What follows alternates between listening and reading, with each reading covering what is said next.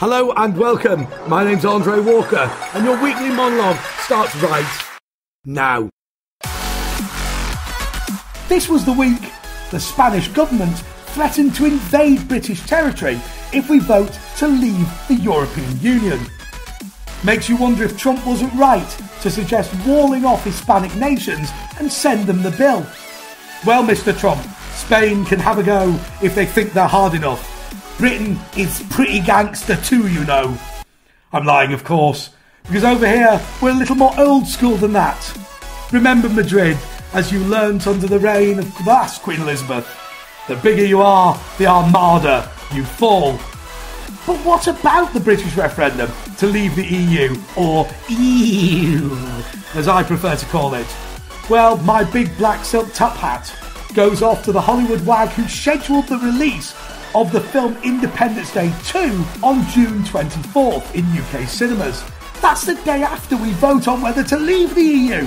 It'll either be a cruel joke or an amazing celebration. Either way, Hollywood can't lose, as ever. Hashtag Independence Day will be trending on every social media platform. Either that or hashtag bring back One Direction because we really love them and we miss them and we love them and we care. Which appears to be the only other British thing that ever excites the loins that call me. But what beautiful loins they are. Beef or pork, it's all good with me. It's also the week the Democrats had their presidential debate in Michigan. The town of Flint is said to be one of the crime capitals of America, with a per capita violent crime rate 7 times that of the national average.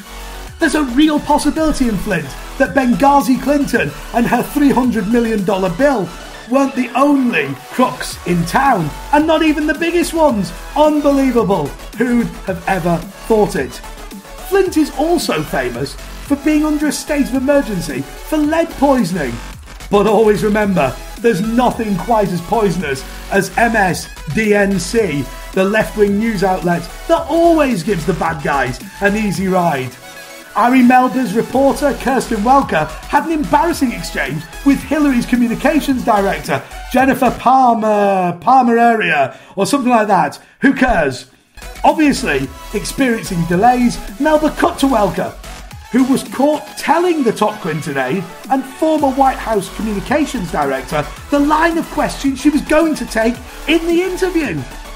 And then to make it worse, Welker had to stop the interview twice due to technical issues, or delays, or gremlins, or a plague of locusts. Well, once again, who cares? Thank goodness nobody watches MS-DNC anyway. The debate itself was funny, of course, because Hillary was unable to admit that the problems with American education were down to the teaching unions. Further proof, in my view, that Obama has successfully snubbed out free speech in the land of the free and the home of the brave. I think it would have been more fun to have drunk the lead-infused water in Flint. Well, we all know that Sanders would legalise chemical ingestion. Why not start early? That was the monologue. Just time to announce the results of last week's quiz. We asked, how many troops does it take to storm Benghazi? Bernie from New York answered correctly. None. We've never tried. Congratulations, Bernie. Your Make America Great Britain Again t-shirt is winging its way to you. That's the monologue. See you next week. Check out Andre's column at townhall.com. Check it out on Twitter at AndreJPWalker. And read Andre's work here, Behind Enemy Lines. Now back to the show.